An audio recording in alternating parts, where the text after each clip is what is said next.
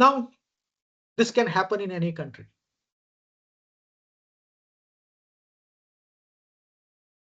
You are a sales director of a US-based electronic manufacturer.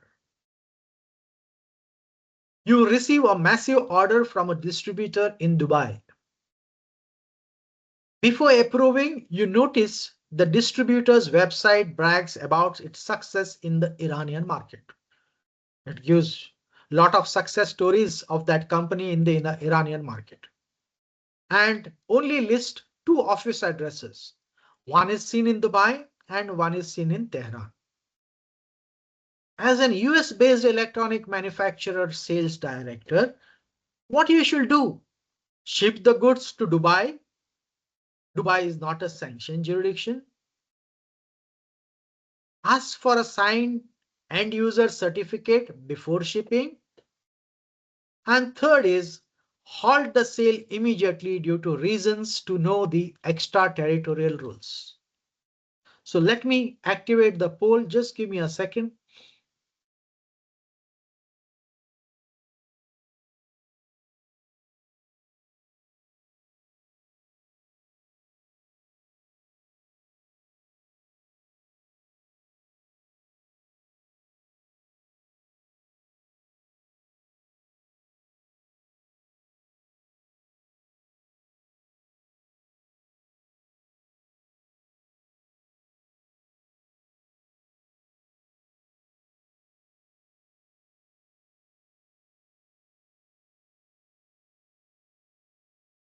Yes,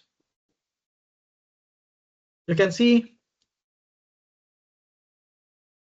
a poll. The distributor's secret question. The Dubai distributor orders the goods, but their website brags about success in the Iranian market. What is your next step?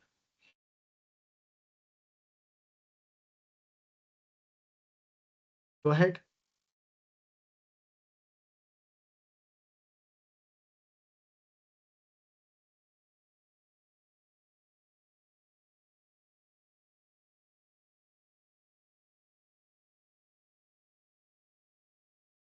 Great.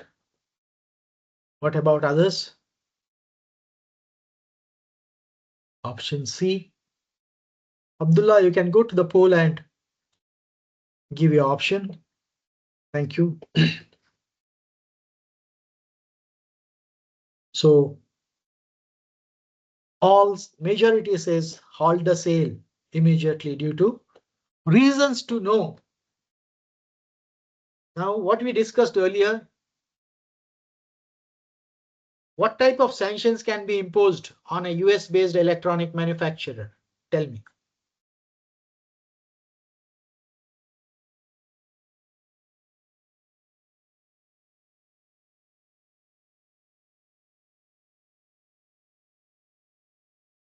Yes. So definitely will not ship the goods directly to Dubai. You know, Dubai is not a sanctioned jurisdiction, right? But Iran is close by. Yes.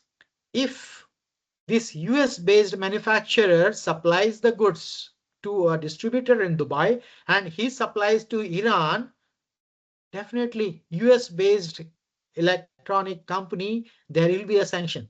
I want to know from you whether it will be a primary sanction or a secondary sanction.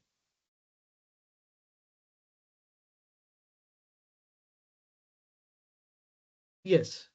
Is it a primary sanction or a secondary sanction? Definitely, it's a targeted sanction because it is on an entity or an individual will be identified. But whether it will be called as a primary sanction or a secondary sanction. All agree? Secondary sanction. I'm asking you from the US company point of view.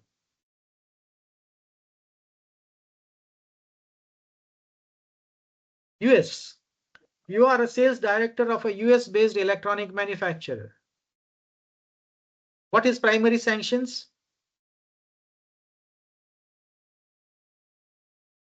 What is primary sanctions? Sanctions imposed on their own country's individuals or entity is called as an primary sanctions. And If, yeah, for the US based company, definitely it will be a primary sanction because US is imposing the sanction on its own company, right? That is where we can see that it's a primary sanction. But tomorrow, the US OFAC imposes a sanction on this Dubai distributor or an Iranian company. What will be that? Will that be a primary sanction or a secondary sanction?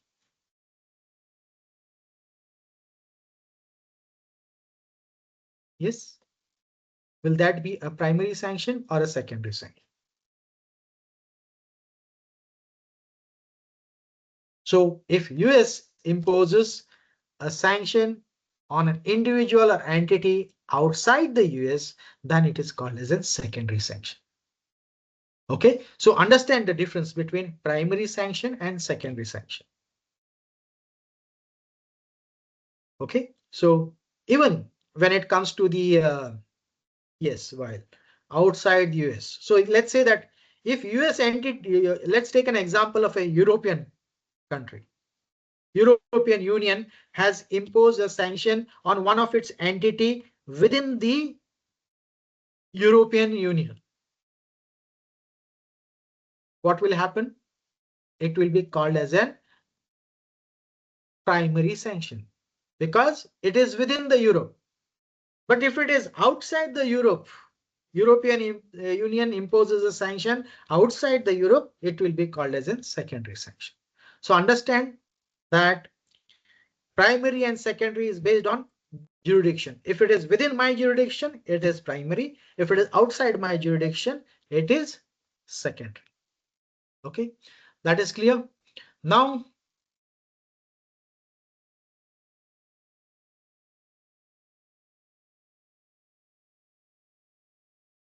can you explain me reason to know?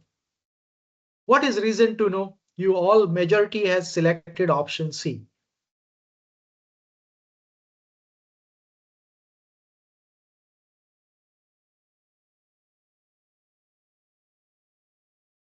The sales director must know, or while says public knowledge, yes. So from the public information, he must try and find out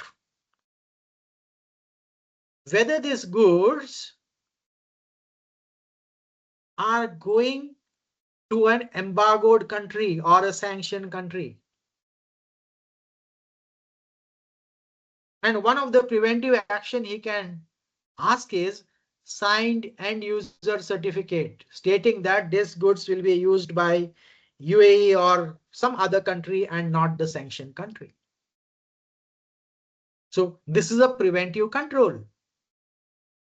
But can't say even after importing these goods, it's an Iranian company established in Dubai. Just I'm giving an example. They might move these goods.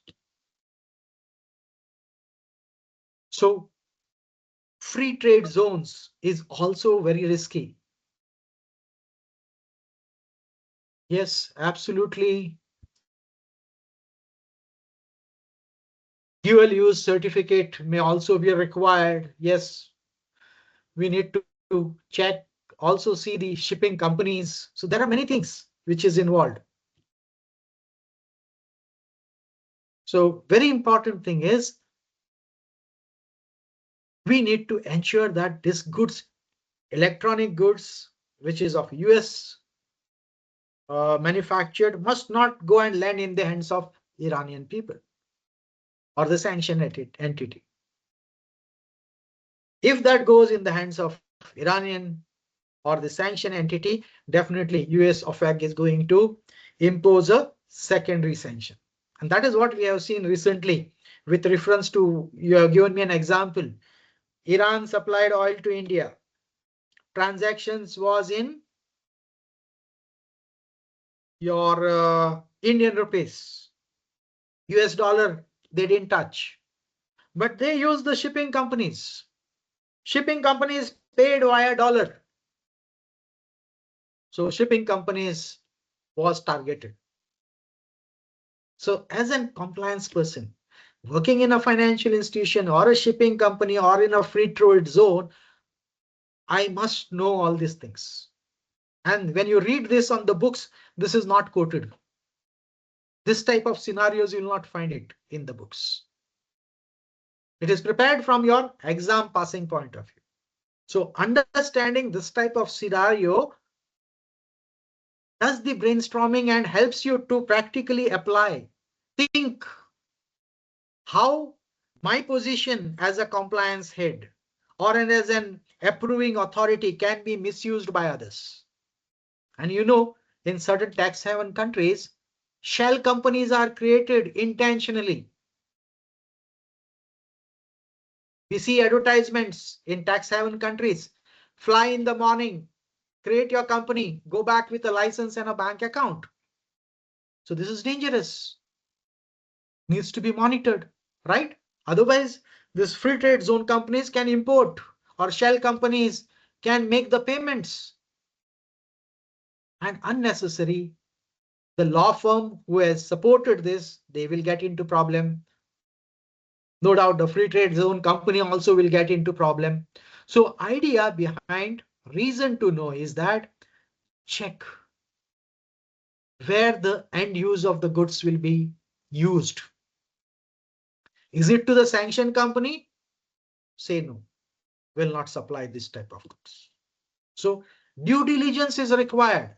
And on the website, it's clearly mentioned. We have done excellent work in the Iranian market. And you also see the address or some link to Dubai. So enhance due diligence, sanction screening, find out the owner, whether he is on the SDN list of sanctions, who controls this entity. So all this information we need to look into.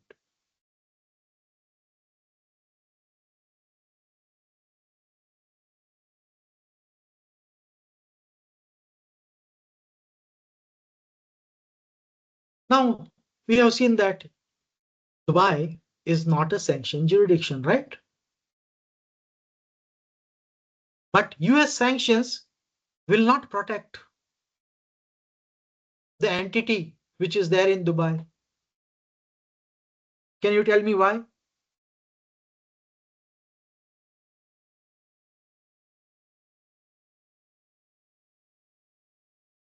Yes, you might be thinking that I'm supplying the goods to Dubai or some other country, to India, Mumbai.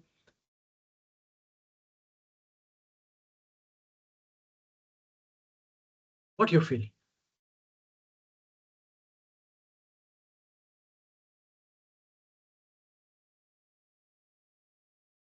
Yes, extraterritorial sanctions. That is what we discussed earlier, right? Beyond the boundary of US. And as Abdullah said, dollar will be used for the payments. If dollar is used, shipping company is used, India and Iran or might do a deal in Indian rupees.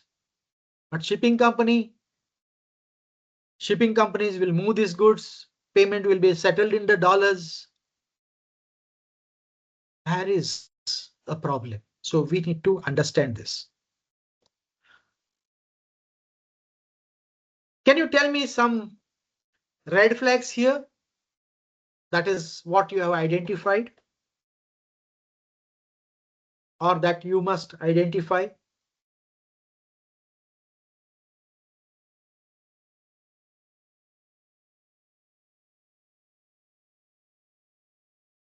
Yes. Any red flags you see from the geographic footprint point of view? Yes, massive order is definitely yes, but Dubai or the um, Jebel Ali free zone is always import a large quantity, right? And sincerely they do the business with other countries. But as rightly pointed out by Abdullah Khan says Iran jurisdiction, this is very close by to the GCC countries, India, right? So these goods might move. That is the danger.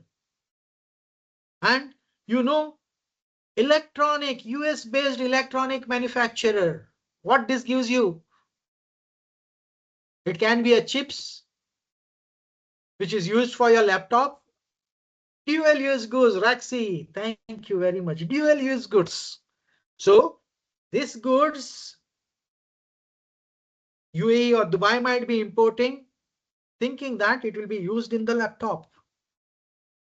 US based electronic manufacturer will also supply that goods, thinking that it will be used for laptop or a mobile.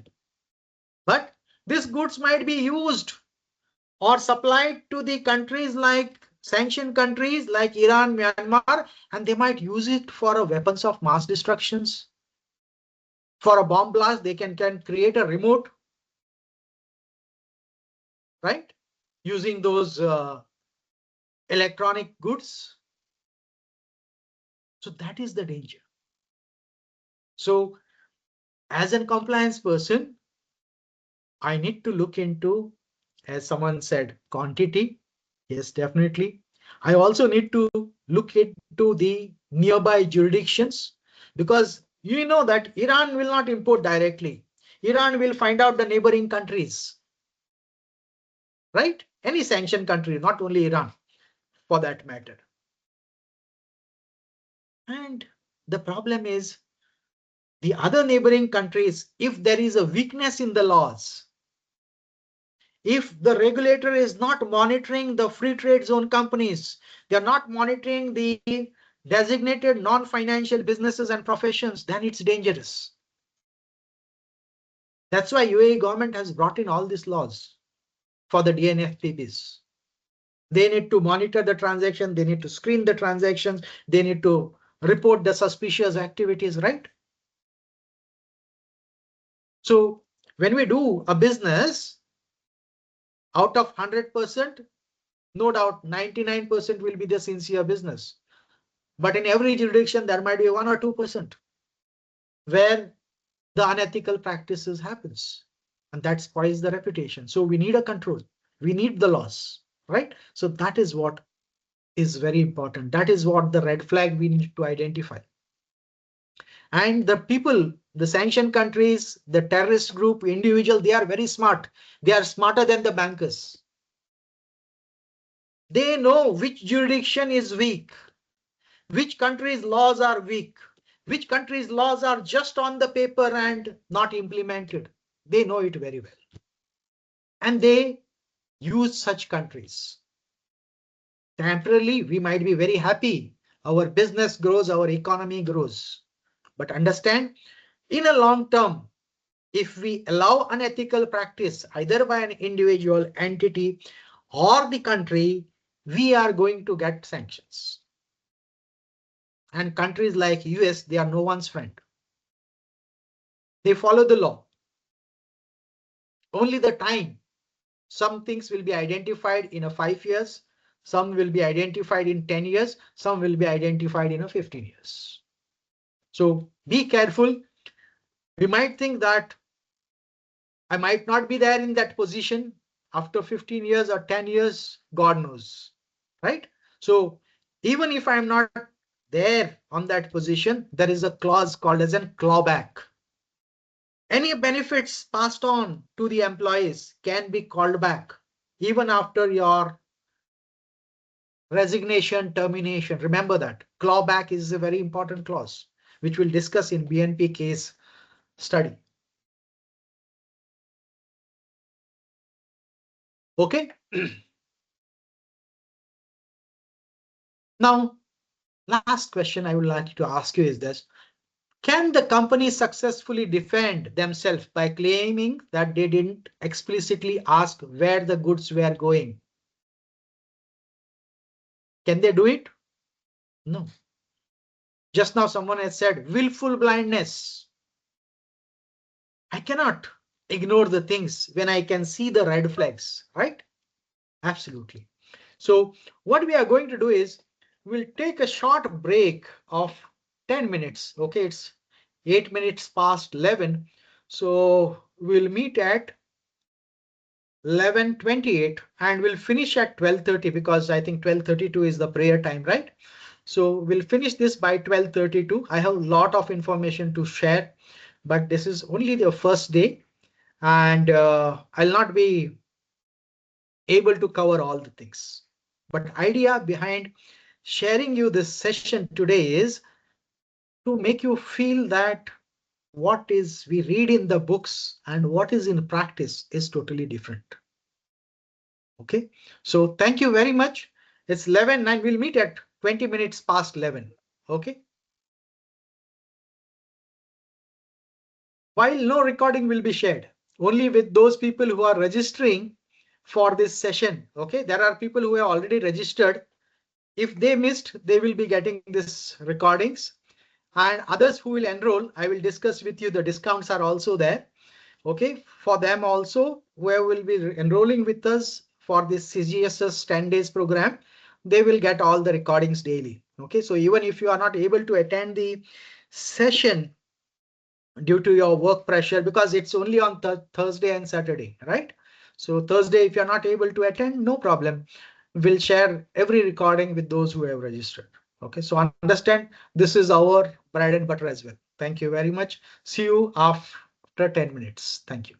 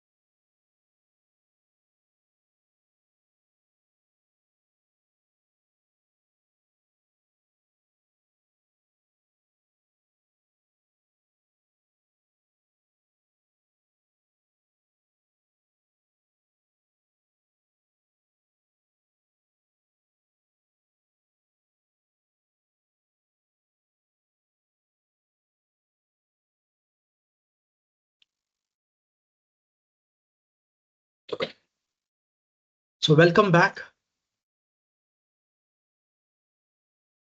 What we'll do now is I'll take you to one case study. This is what we have discussed already. That is primary sanctions and the secondary sanctions, extraterritorial applicability. And this is where I discussed with you that European Union can block US extraterritorial sanctions. Okay. Under resolution 227196, they can block the US sanctions and they can deal with the sanctioned countries. So sanctioned countries or individuals or entities by especially not countries, yeah, individuals and entities who have been sanctioned by OFAC, where there is no human violation, where there is no involvement of weapons of mass destructions, they, the European Union entities or individuals can deal with them, and the European Union protects.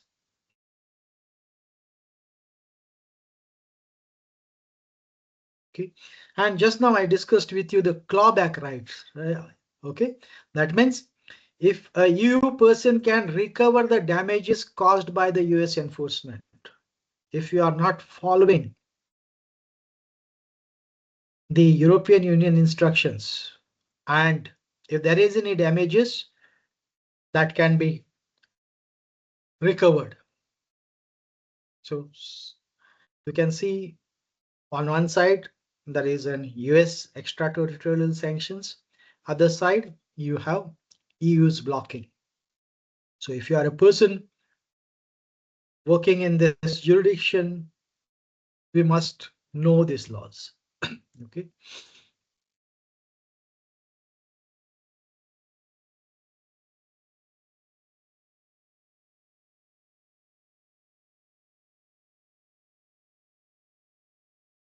This is your Swift message. I hope you can see, right? So what they do, they remove this keywords, Sudan, Tehran, Sudan, Libya, Cuba. So these words, when it is sanction screening happens, those transactions will be blocked. So that is the reason they remove those words and replace with other words so that it will pass through US clearing systems. Okay, but nowadays it's very difficult. There is a change which has been brought in the Swift system. You cannot do any changes, and your core banking system is integrated with the Swift system. So those loopholes cannot be played with. Okay, so let me take you to one case study. Yeah. So let us complete this slide, then I will take you to the case. So there are different types of sanctions. Okay, first you can see trade sanctions, which we discussed. And if it is a comprehensive one, we call it as an embargo. That means full ban on export import. So that is one thing. Second, uh, we discussed about dual use goods, that is weapons of mass destructions, right? So there, if you want to import or export those goods, we need a specific approval. As I said, it can be used for your home consumption and it can be used for the military purpose also. That's why we call it as an dual use goods. And this Wassenaar arrangement is an 42 member countries, including US, India, Russia, they are part of it. And the idea behind creating this Wassenaar arrangement is fight proliferation of mass destructions. Because the raw material goods or technology which can be used for both home consumption as well as for military consumption, so that can be misused. So this is a Wassenaar arrangement wherein we must, so every country has that monitoring system for the dual use goods. Okay, there are controls which are in place that customs looks into when some goods comes. They will check whether this is a dual use goods or not. Sometimes the actual physical goods will be dual use goods, but on the paper something else will be provided. Some other items will be provided. So we need to be very careful. As a banker, we deal with the documents, but as a logistic company, we need to see that where this end use of the goods are happening is the responsibility of that importing country, importing company to see the end use of the goods. It is not going to the sanction entity or the country. Okay. So this is trade sanctions. Second is the financial sanctions, wherein assets are freezed. If your money flows through the US dollar, through the correspondent banks or the US banking systems, clearing systems, and if you are dealing with sanctioned entities or countries, then your asset might be freezed. These are financial sanctions.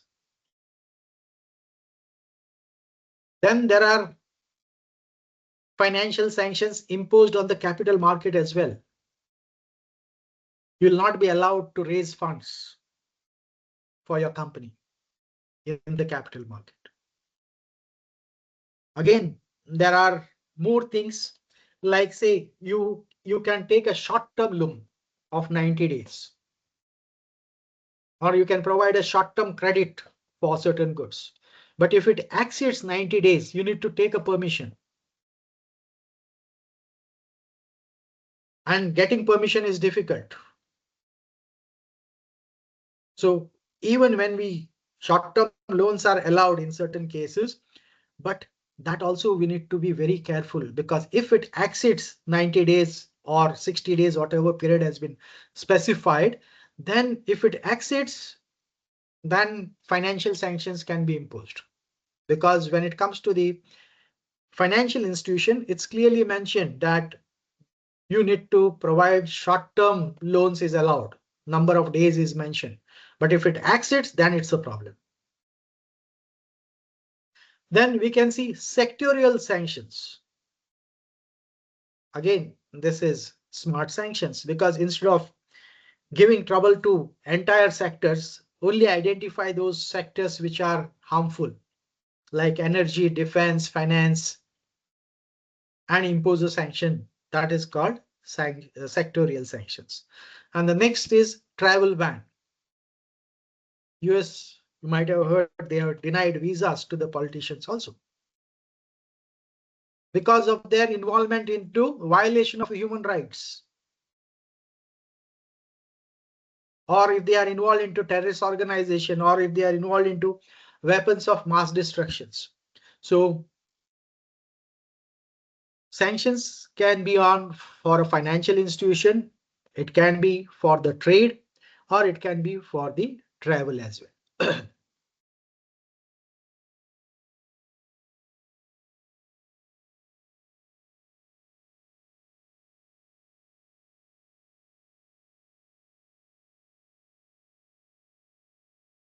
Let me take you to the case study. Yeah. Yeah, before that, let me just show you one more slide. We discussed about 50% US of A rule, right? I told you that company XYZ is owned by 4 people, right? And out of that, 2 people, A and B, are sanctioned. And they own 25% and 25%, total 50%. Then this 50% rule will not be only applied to those 2 shareholders, Mr. A and B, but also will be automatically applied to the entity XYZ. So as a person handling the compliance, I need to understand the ultimate beneficial owner. And these people who are involved into all these unethical practices, they look for the tax haven countries. They create the shell companies. You can see company A, B, C, correct? D, E, F, G, H, I, J. All these companies, you see, Each company is owned by different people and they are in different countries. Yeah, if they have below 50%, the company is not. Good question, Zabi. If the shareholding in the XYZ is below 50% by the sanctioned entity, then OFAC rule will not apply on the company, but it will apply on the individuals, remember. But when it comes to the European country, they don't look at the 50%. They will look into who holds the majority of shares. Now, this is a complicated structure, right? This is a complicated structure. And these companies are in different countries. A is in one jurisdiction, B is in another jurisdiction, D is in another jurisdiction, and the owners also might be in different countries. This is created intentionally to hide the ultimate beneficial owner. So the EU control says, identify among all this who is the majority shareholder. He can be 21% shareholder also, not 50. And apply the sanctions on it. Apply the sanctions on the entity. So European laws are more stricter. So our job is identifying the ultimate beneficial owner. And when such complex structures are there, identifying is very difficult. That's why FATF has recommended that we must have ultimate beneficial ownership registry. Who owns A? 50% by B, 40% by G, and G is owned by H, 35%. See the complications here. So identifying the ultimate beneficial ownership is very important. That's why the FATF said for every jurisdictions, we must have an registry to find out which company is linked with which other company in which jurisdiction and who is the real owner. Remember, ultimate beneficial owner is an individual person. Beneficial owner can be company or individual. But ultimate beneficial owner is always an individual, and he might be hiding in certain country. He have created all this complicated structure using the law firms, using the chartered accountants, and he might be hiding and doing all this complicated transactions involving money laundering, trade-based money laundering, right? And dealing with the sanctioned entities. So that ultimate beneficial owner might be a sanctioned entity as he is on the SDN list. And if he comes forward, everyone will come to know. So that's why he creates this type of structure using some third person in some third countries. Many a times what we feel that local persons are used. Something $10,000 is paid to that person. And we say that, okay, you become a owner of this company in your country. I feel proud. Oh, he's giving 10,000 for me to becoming an owner. Identify what he's doing behind me. I'll be there on the paper as an ultimate beneficial owner, but I'm not the beneficial owner. These entire activities are controlled by a third person. Sometimes you might be appointed as an nominee director in a shell company. Be careful. They will pay you good money because the money is generated from the predicate crime. They want to hide these sanctioned individuals and they want to run their business. So don't get fooled when someone appoints you at a senior position in a company. No doubt, 99% of there are genuine companies, but there are such 1-2% companies. In certain jurisdiction, it might be more, especially in the tax haven countries where shell companies are many. So we must be careful. Okay, so understand the 50% rule of OFAC. And for European Union, it's anyone who is holding more than 20%. So we need to identify who is holding more than 20%. If 1, 2, 3, all of them will be the ultimate beneficial owners. Sometimes it is difficult. Nowhere on the paper persons are different. But as I told you, the person might be hiding. He's not on the paper. So that person also needs to be identified. And that is the duty of the law enforcement agencies. When you file your STRs and SCRs to the FIU, this information is shared with the enforcement agencies within the country and outside the countries also. So all the FIUs in the world are interconnected. They share the intelligence. And nowadays, with AI and your data analytics, machine learning, it's very easy. When FIUs are interconnected, they can find the link very easily. And certain countries, these sanctioning countries, they wait for 5 years, 10 years, so that they impose large penalty on such financial institutions. Just think, if we can find the information within a year, how come the regulators or the sanctioning authorities takes 5 years or 10 years? You see all past penalties or sanctions. We will see some case study now. Everything happened 10 years back, 15 years back, right? So be careful about it, because being a compliance officer, our reputation and image is also very important. Okay, I will take you to.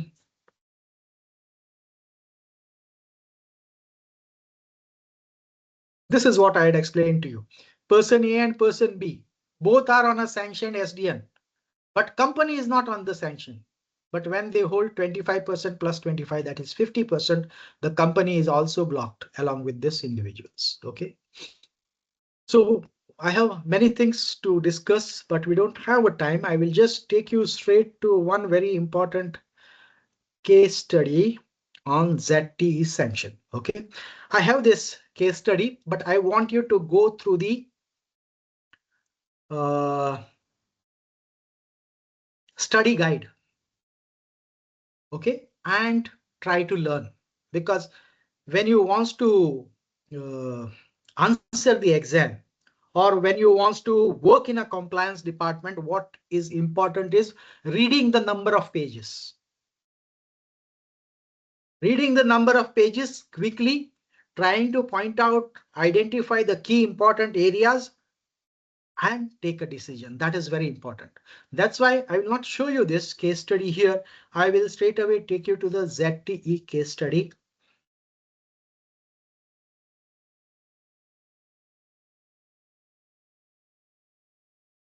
Just give me a minute. I will take you to the case study. Yes, someone wants to ask something? It's me only. Fine.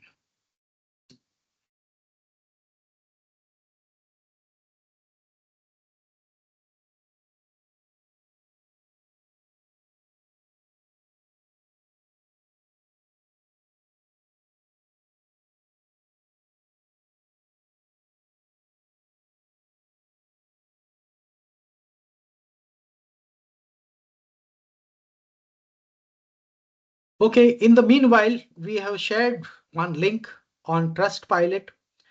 If you like this session, today's session, because we conduct many webinars also, you might have participated in my earlier webinars also, mostly on the compliance. Okay, I have conducted a national risk assessment webinar for UAE, for the India as well. Okay, so provide us the feedback. We also learn from you.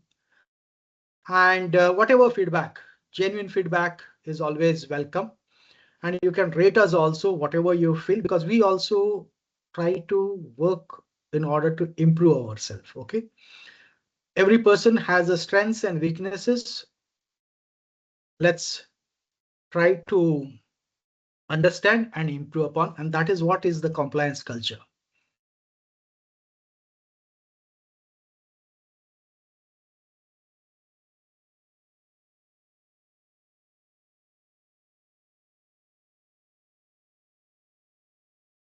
Yeah.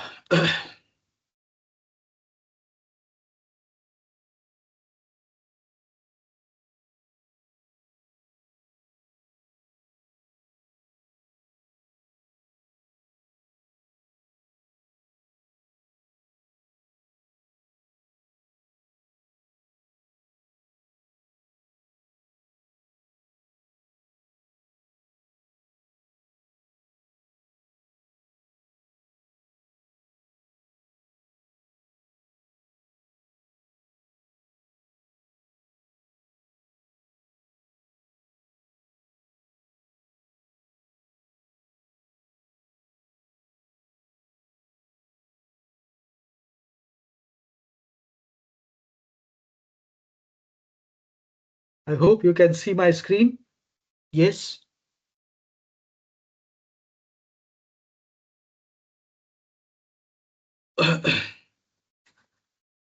Yes, can you share me? Yes, no, thank you. Thanks. So I'll share you two models. Okay. Before we go to the case study, I will show you a brief about how the policies are prepared in an organization. And for that, something very important is enterprise-wide risk assessment. Okay, this is a enterprise-wide risk assessment for commercial banks, and I have another one for the exchange houses, plus I have for other sectors also. Now understand how this enterprise-wide risk assessment is done. And this is very important for the organization, and we have prepared it in line with the uh, international regulations. You can see, because when you prepare the enterprise-wide risk assessment, we need to understand the international regulations, that is United Nations framework, OFAC, your European Union, FATF. So all this information is very important for us. So international framework, then we have the national frameworks. Okay. We also need to consider the national risk assessment. And on that basis, we need to build our enterprise-wide risk assessment. You can see UAE FIU's inputs are taken, FATF is taken, Wolfsburg is taken, United Nations Security Council is taken.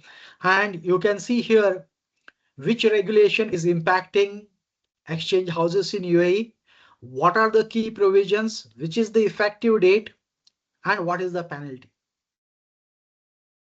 Then we need to identify each product, what we have in our organization. Okay, then apply the risk-based approach. Identify the key risk or vulnerability, that is the gaps what we have in our organization.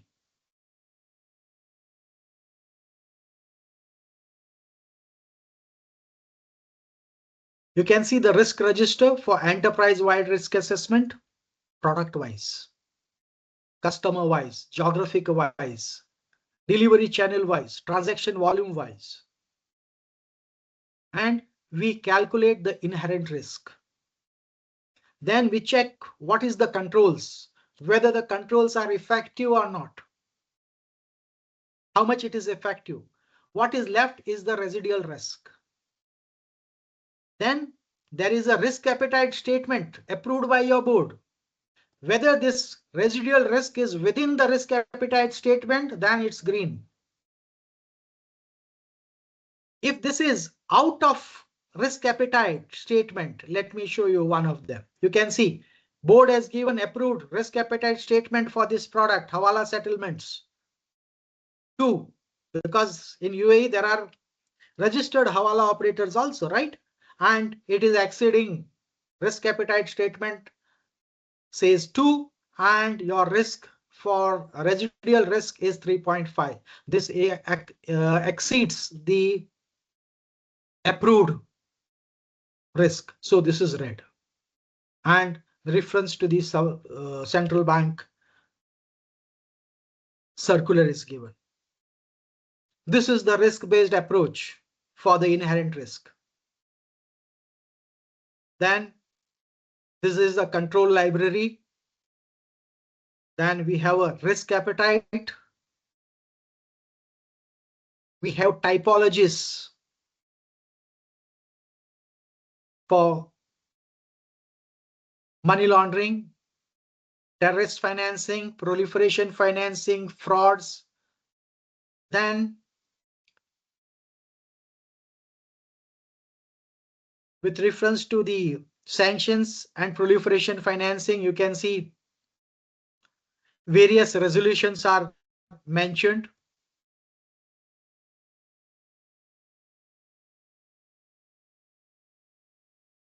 And this is the dashboard which the management, which the board which the compliance department must have. How many total risk scenarios are there? 38. What is the average inherent risk? What is the average control effectiveness? What is the average residual risk? 4.3 minus 2.3 is 2. That is average residual risk. What is the risk appetite statement? Breaches, violations. There are 18 violations. In which areas? Weapons of mass destructions, sanctions.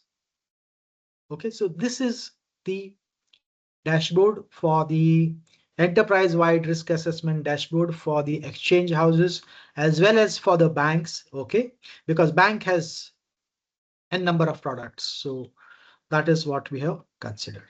Now I told you this ZT sanctions. Let's go straight to this case study.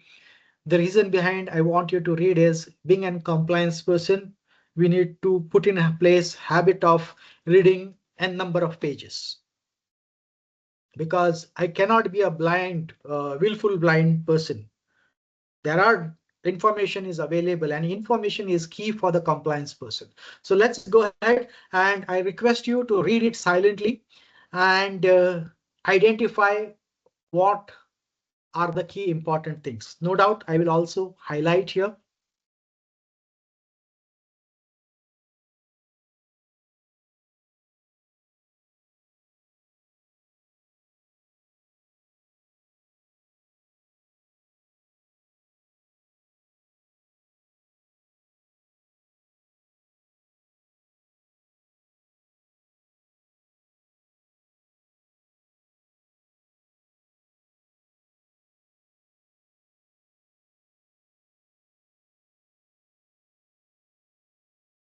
See, this is the powers what the US president is having.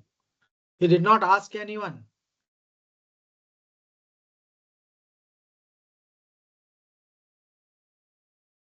Right?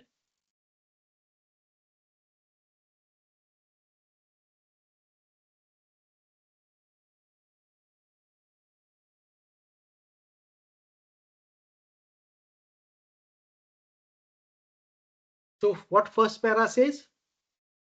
ZT is a telecom company.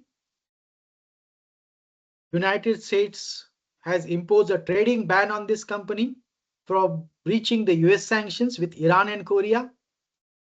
And they found guilty of criminal conduct under the International Emergency Economic Power Act of the US president. This is a unilateral powers, what we discussed. After the ban, the company nearly collapsed. ZT paid 1 billion fine and put another 400 millions in escrow.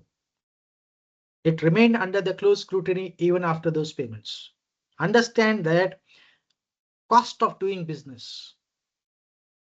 This the business unit will not come to know. That's why we compliance people are required in these positions. See the fines imposed, 1 billion, right? And the company collapses. For just because of one or two persons, the entire company collapses. What the innocent person needs to do? Can anyone tell me if you are in this company, what you will have done? What are the options available with you? You know this type of things happening in your company. Can anyone tell me what you can do? Yes, please. Quickly. We have around 40 minutes.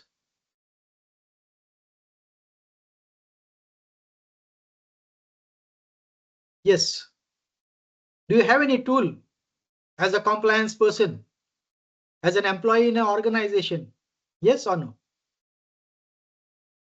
You have a whistleblower policy in an organization, and the compliance team and the entire organization must go through the whistleblower training also. How to report unethical activities in an organization. No doubt, in certain companies, management is also involved, the board is also involved. But as an individual who knows that this is something wrong, I need to report using the whistleblower. Don't go to police or central bank. No, our channel is using the whistleblower, report it and leave it. Investigation and other things is not our responsibility. Let them do it. I have done my duty. to protect my organization and my innocent employees in the organization. Every organization we see 1,000 employees are there, only because of 5 or 6 employees, the organization collapse. And here also it's the same way. You can see between 2000, when this fine is imposed in 2018,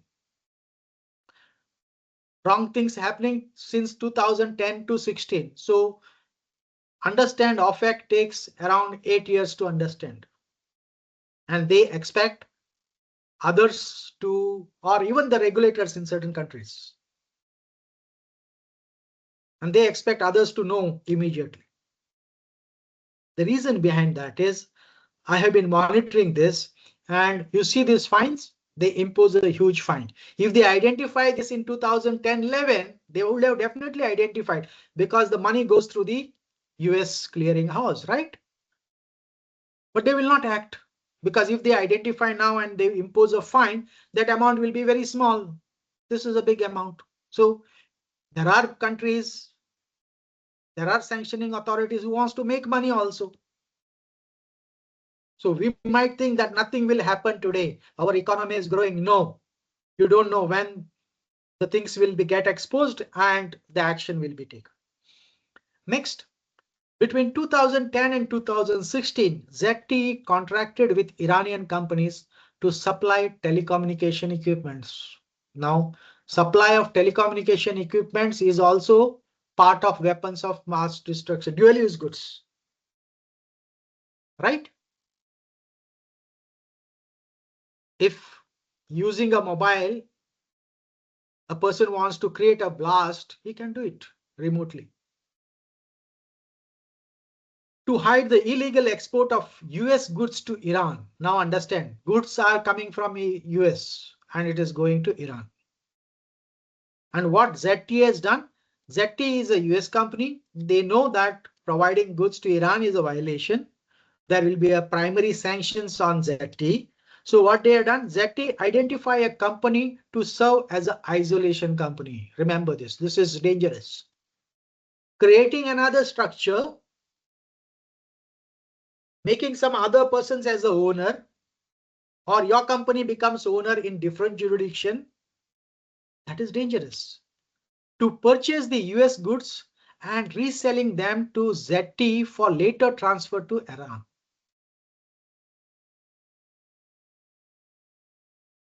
Just to show that we are not importing US goods. We are importing some other goods and then we are providing it to Iran. Create another company. ZTE supplied the isolation company with capital and took the control of, you can see, providing a capital to another company.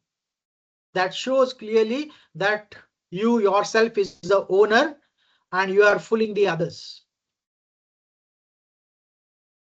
ZTE agreed to supply the self-development equipment to Iran to collect payment for the project and manage the network. So when money comes to that isolation company, people will feel that, oh, ZTE is not involved. But ZTE is the major shareholder. Capital provides capital to them, and those transactions can be traced. A ZTE affiliate was to supply local material and services. The isolation company was responsible for relevant third-party equipments, meaning parts that would be subject to US export laws. ZTE intended the isolation company to insulate ZTE from the US exports violations. So, in short, providing something to the sanctioned country, including some part from the US imports and some parts locally developed, that is also dangerous. Because when you develop any product, and if the raw material supplied is coming from the US, and that is going to a sanctioned country, either as a raw material or as a finished goods, that is very dangerous. So manufacturing companies needs to be very careful. In spite of the plan And although the isolation company was a party to the contract, ZTE purchased and shipped the US goods. They packaged the items with ZTE self-manufactured items to hide the US origin goods. ZTE did not list US items on the custom declaration form. See, red flags. Though the items were included on the packing list inside the shipments. In 2011, ZTE determined that the use of isolation company was not enough to hide the ZTE's illegal goods to Iran. ZTE's senior management created a project team to study, handle, and address the company's export control risk. And in September 2011, an executive memo proposed that the company identify and established new isolation company, another company, to supply US parts necessary for this project in Iran.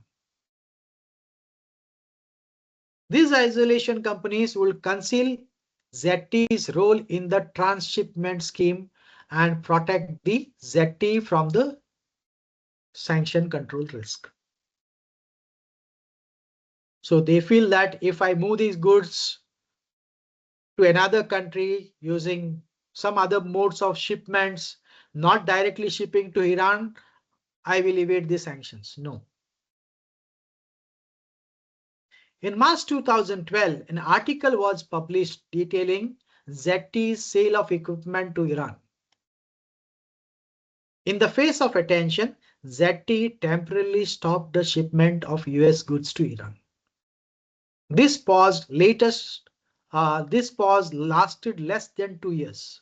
However, before ZTE resumed the business with Iran. So what this tells you, we as a compliance people needs to also keep our eyes and ears open to the negative media. So anything published against any company, we must know that yes, whether we have this account, are we trading or dealing with such companies? So you must have these systems. At no stage did ZTE obtain the necessary export license from the US authorities. Without a license, because these goods are dual use goods, right? But when you want to export, you need to take a permission. And a special permission because it's going to sanctioned country like Iran. It's not a humanitarian aid. And when you apply to US, they will not give you this permission, which the management was also very much aware. Instead of using the original isolation company, ZTE signed a contract with new isolation company, which in turn signed a contract with Iranian customers. See how vehicle is developed or a structure is developed. In this arrangement, ZTE purchased the US goods, manufactured the balance. You can see manufactured the balance. That means some is of US, some is of other countries. And then it combined them all for a new isolation company to pick up and ship it to Iran. Shipment were made in this way from January 2000 to January 2016. Throughout this period, ZTE took deliberate steps to conceal the information from the US government. In spite of companies' awareness of various investigations, it came in the news media. Definitely, US is also aware about it. And that happened when? In 2012, right? Article. So US should have taken action that time only. Yeah. In the summer 2012, ZTE asked each of the employees who were involved into Iran sales to sign a non-disclosure agreement in which the employee agreed to keep the confidential all information related to the company's US exposed to Iran. See this. How the people in the organizations are used by this type of companies. They know there is a whistleblower policy. If one of them exposes or passes this information, gone. So in order to threaten them, they take this undertaking from the employees. You will not disclose this information to others. Sorry. Okay, so this itself is a red flag.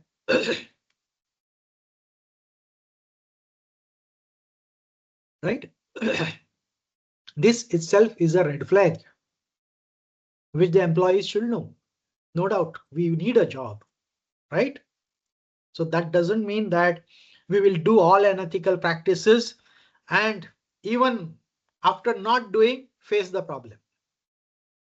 I don't tell you to go and expose. No. Check whether your organization has a whistleblower policy. Just report it. And there is an anonymous reporting also. You did not mention your name. There are ways of doing it. So this is our duty to protect our organization. Otherwise, you can see the fines imposed is 1 billion. The entire company is collapsed. And when a company is collapsed and when we apply for the jobs in other organization, they will point out, hey, this person was working in that company which has been sanctioned. So people look at us in a different way. So better to be clean. ZT made repeated false statements to the internal and external councils, you can see. Resulted in false representation to Department of Justice. So the management is fooling the judiciary in the country. They are providing false information to the internal law teams and your external lawyers. ZT also concealed data from forensic accounting firm hired to investigate the Iran sales and report to the DOJ and US law enforcement. See, data was hidden. They did not give the data to this Department of Justice and US law enforcement. The company formed a special internal department to see the schemes in the company. Internal department to remove all information related to Iran shipment from the ZTE database. So the water is dirty from the top itself, right? What the junior employees will do. The team's email were automatically deleted each night to remove all communication related to the database deletion. The root cause of the non-compliance includes deliberate structuring of the business to avoid export control and sanctions. I have shown you earlier in this slide, right? How complicated things are done. Company A is owned by B, C, D. Yeah, here. This is the slide which I showed. This is a complicated structure creation. So we must identify who is the owner, ultimate beneficial owner. We might be in a supply chain. We need to understand where our goods are landing. We might be a logistic company who moves the goods. We need to know whether the goods are going to the sanctioned entities. Lack of compliance culture within the firm. They only look at the profit and profit is gone through one penalty, 1 billion. Lack of internal sanctions compliance regime. Compliance team itself was not independent. They were not allowed to be an independent. Now you can see failure at all levels. The first line of defense failed because that is business unit and operations. They were looking for the profits by supplying goods to Iran. Second line, that is risk and compliance, also failed. They knew what is happening, but they could not do anything. So they become party to the crime. Third line of defense, audit, they also failed. And the board, they also failed. Right?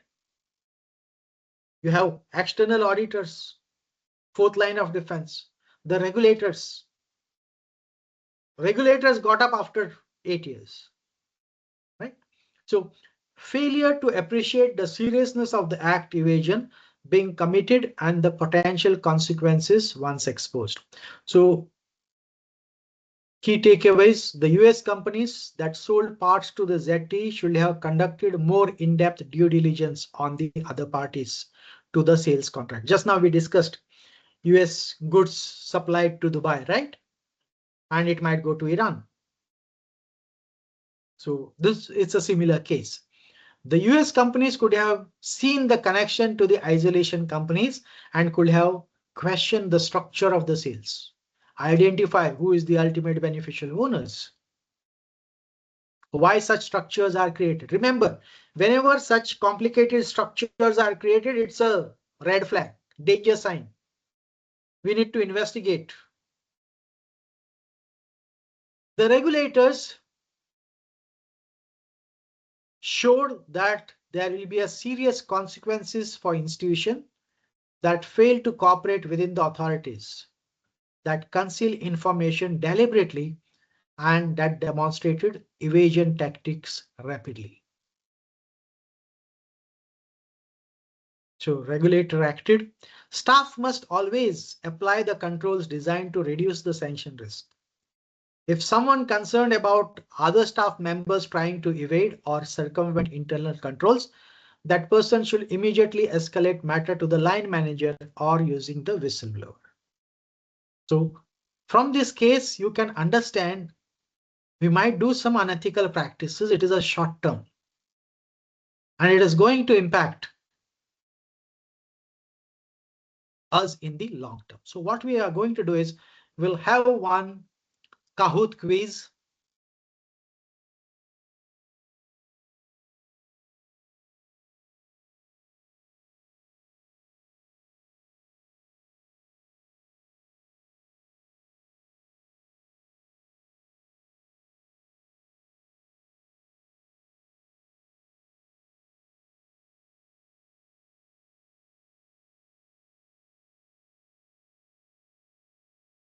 Yes, go ahead. Click on the link which is shared and join the quiz.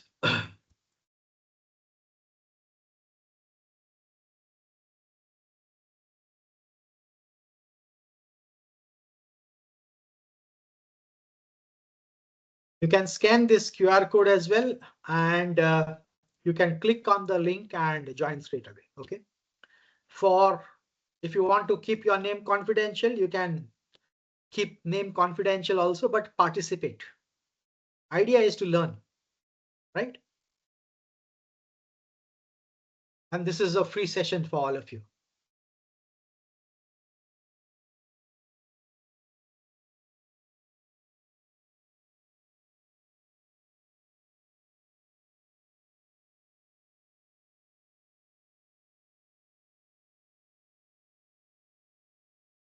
Yes, do it quickly. We have 20 minutes time because prayer time will start at 12:30, right? So let's complete quickly.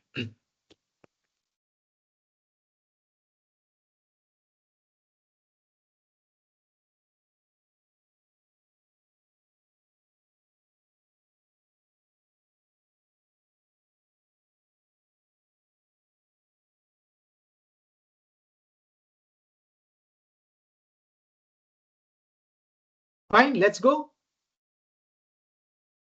Great.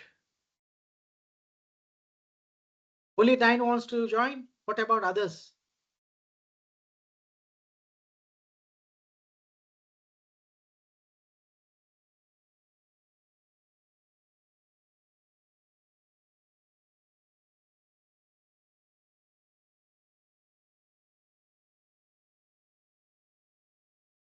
Yes, let's start. OK, just give me one.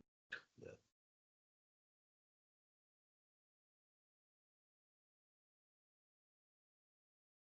So you can join. The person who has joined just now, he can join using this link. So let's go ahead and start the quiz.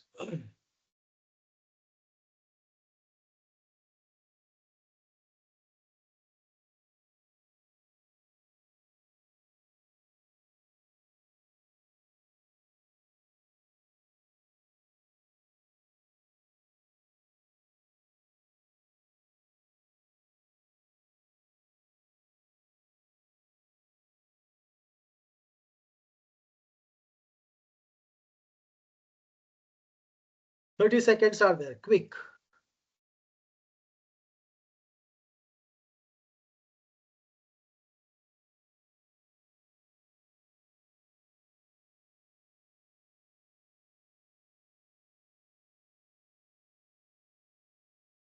Yes. So you know that whenever this type of isolation companies or complicated structure is created or there is an intermediary is involved, idea is to hide the sanction. Correct? So sanction evasion is the reason why such type of companies are created or structures are created. Okay, so 30 seconds is the time which is available. So I request you, because in the exam also you have time, right? Within 3 hours, you need to answer 120 questions. So this type of practice forces you to learn, apply your mind and answer quickly. Congratulations, Adarsh, Abdullah Khan, Sarabi, Shafi, Ren. Good, congratulations. Let's go to the next.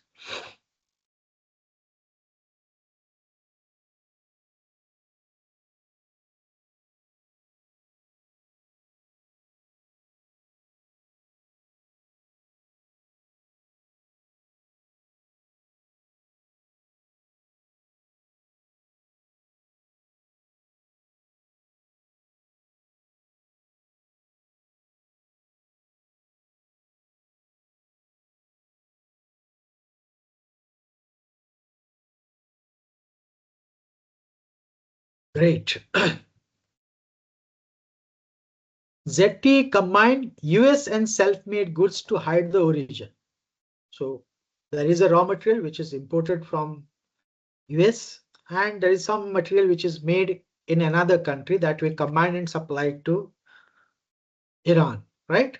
So the right answer is US origin export controls.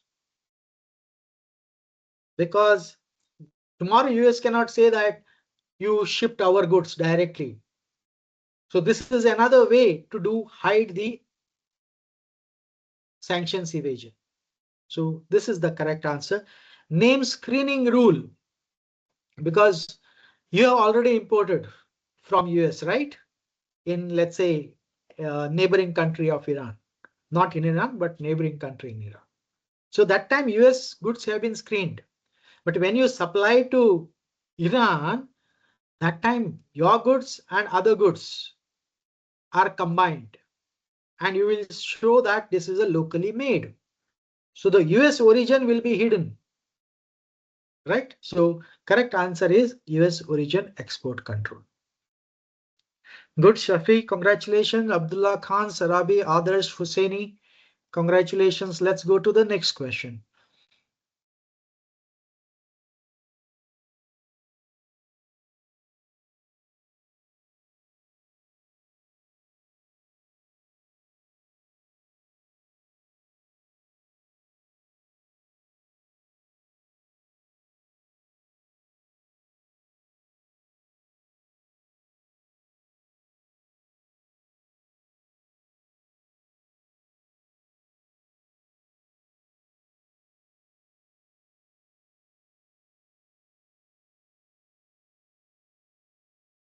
Great. It violates the or exposes the criminal liability. That is what we have discussed. IEEPA. That is the powerful tool in the hands of the US president. Correct? To impose a sanction. Congratulations, Safi, Abdullah Khan, Sarabi, Adarsh, Husseini. Let's go to the next.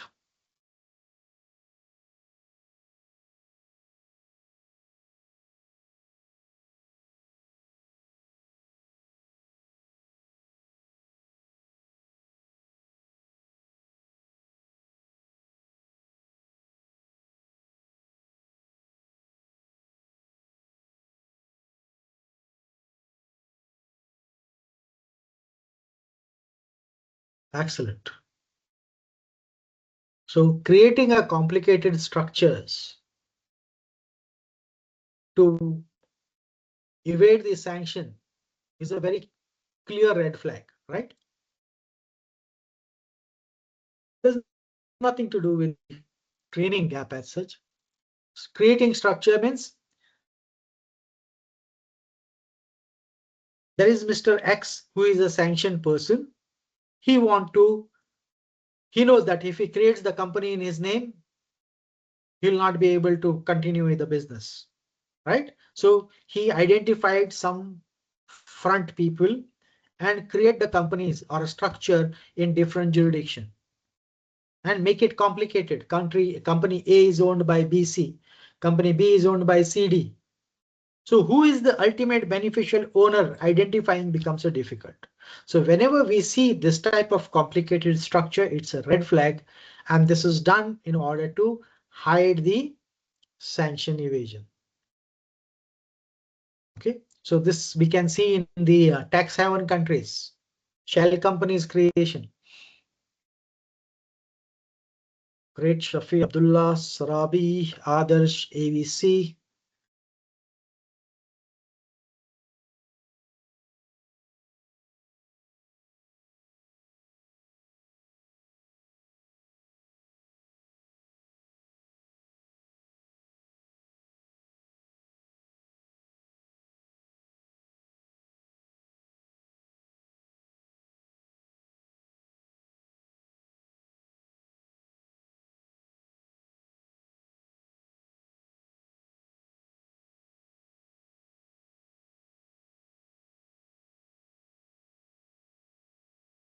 Absolutely. When one crime is done of evading the sanctions, we must not do the second crime.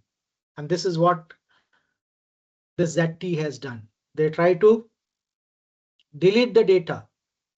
So this is an obstruction or concealment or hiding the information from the judiciary and law enforcement agencies,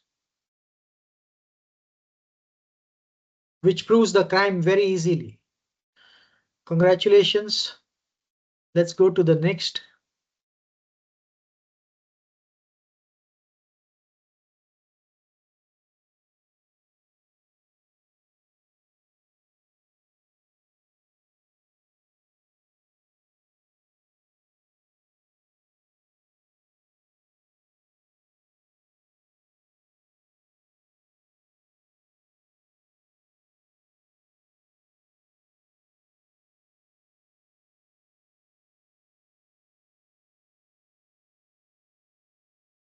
So many a times we receive some undertakings from the HR or the management.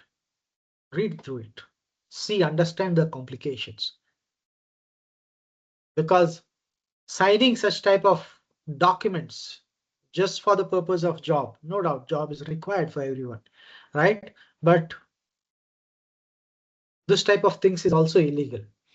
So employees signed NDA on Iran export. What risk does this signal?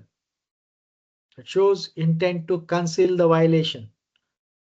They want to hide this information. That's why putting a pressure on the employees. So KYC lapses. Some people have clicked on this. Some people have said HR policy, but this is the right answer. Okay. Let's go to the seventh one. US suppliers sold parts to ZTE. What should they have done?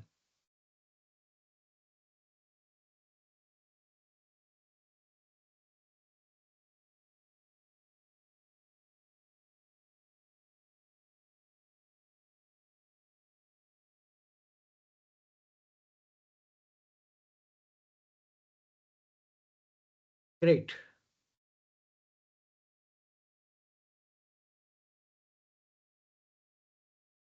Yes, understand the product risk, jurisdiction risk, the customer's risk, right? And you know that these goods are going to Iran. So we should have done the enhanced due diligence, taking extra precautions, asking for the end use of the goods, taking the approval of the senior management. That is what is expected. So this is what we need to do. Next, we need to file an SCR, right? Great.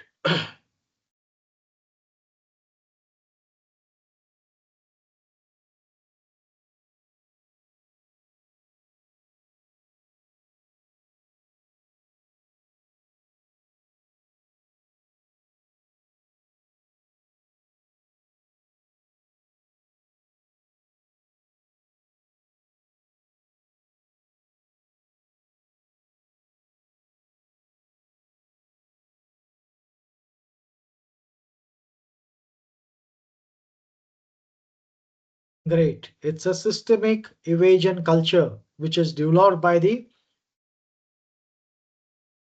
management of that company, ZT. When it comes to the news media, just remain silent for a certain period and then again start. Once those media news is cooled down, start again. Okay, so it's not a policy clarity.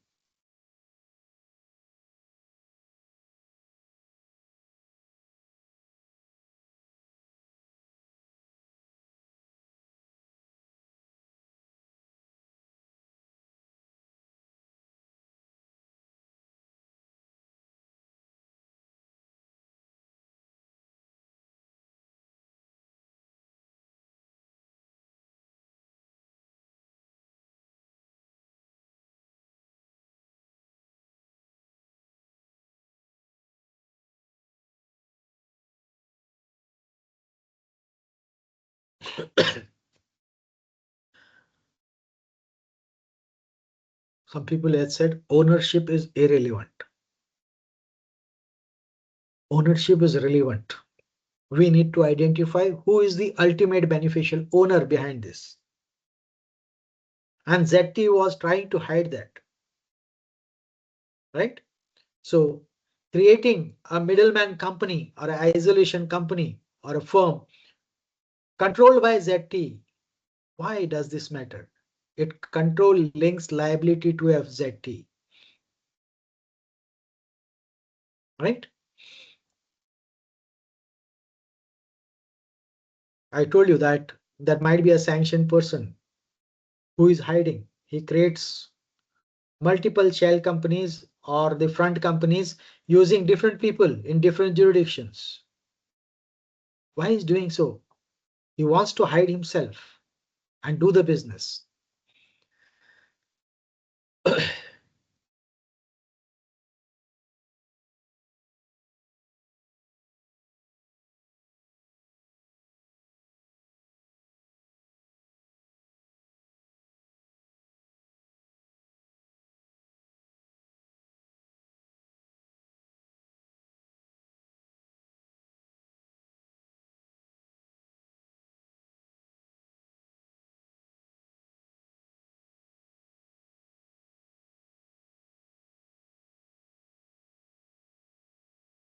Great. Export bans can threaten the survival of an organization. So as an organization, we need to always be careful, understand the supply chain, understand the end use of the goods. Okay. Congratulations, Abdullah Khan, Adarsh, and the on the top of podium is Mr. Shafi. So congratulations for all of you.